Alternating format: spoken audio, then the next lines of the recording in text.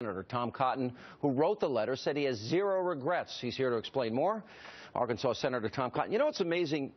Didn't then Senator Obama praise Nancy Pelosi for actually meeting with Syrian President Assad against the wishes of the Bush administration?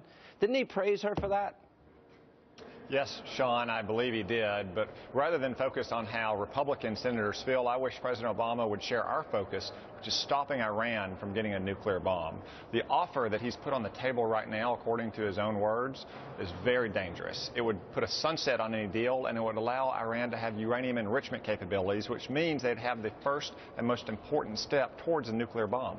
What part of what the Iranian mullahs are saying, that they want to wipe Israel off the map, or what part of when they're burning American flags and taking American hostages and fighting proxy wars against our soldiers in Iraq, or supporting Hezbollah and Hamas and other terror groups, what part of that doesn't the president understand, and that putting those weapons in their hands could lead to a modern-day Holocaust? That seems like a very basic 1 + 1 = 2 equation. What is he missing? It is remarkable, Sean. If you look at what Iran is doing right now without a nuclear weapons and with sanctions having frozen tens of billions of dollars that they cannot access, it just sends a chill down your spine to think what they would do if they had a nuclear umbrella and if they had all those billions of dollars freed up to continue supporting Hezbollah, to support Shiite militants in Yemen, to continue to support Shiite militants in Iraq, to continue their drive for regional hegemony.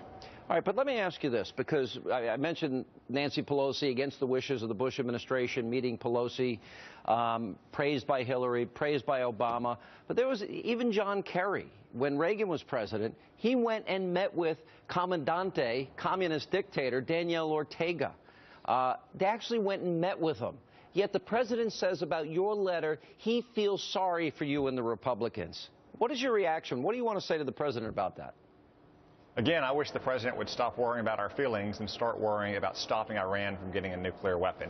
46 other Republican senators and I signed that letter because Iran's leaders needed to get the message. In our constitutional system, the president can negotiate deals, but if the Congress doesn't approve the deal, the Congress doesn't have to accept it, nor does a future president.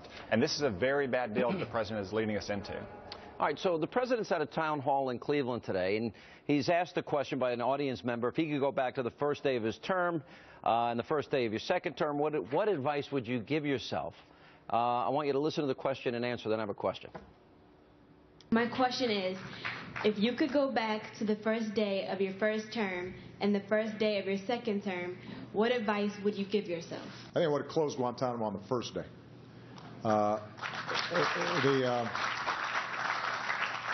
It's not who we are as a country. It is used by terrorists around the world to help recruit jihadists. So instead, we've had to just chip away at it year after year after year. But I think in that first couple of weeks, we could have done it quicker.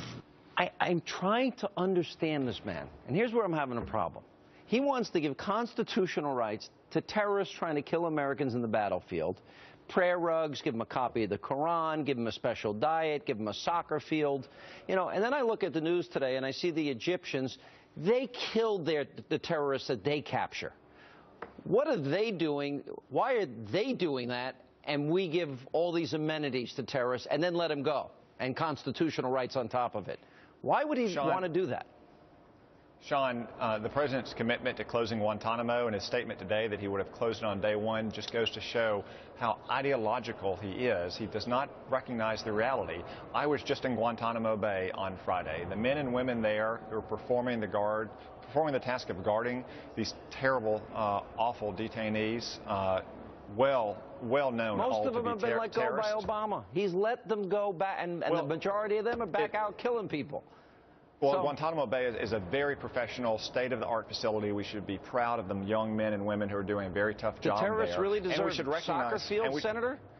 Well, we should recognize that almost a third of all detainees have appeared on the administration's own terrorist recidivism reports after they're released. We shouldn't be releasing people from Guantanamo Bay. We should be giving those young men and women there the tools they need to keep it open, and we should be sending the world's worst terrorists there when we capture them. Should they really have soccer fields? Should they have better medical care as they do than our own vets? Because that's what's going on. Isn't there something wrong with that? Well, we want to make sure that the young men and women there are safe and they have all the tools necessary to guard these terrible detainees. So we give them a soccer field? How about we give them a jail cell? Well, more importantly, I can tell you, if you look at the dining hall there at Guantanamo Bay, the door dining hall are being eaten away by rust. Yet this president doesn't want to fund basic facilities for our men and women who are there at Guantanamo Bay. All right. Thank you, Senator. Appreciate it. Thanks for being Thank you. with us. Up next.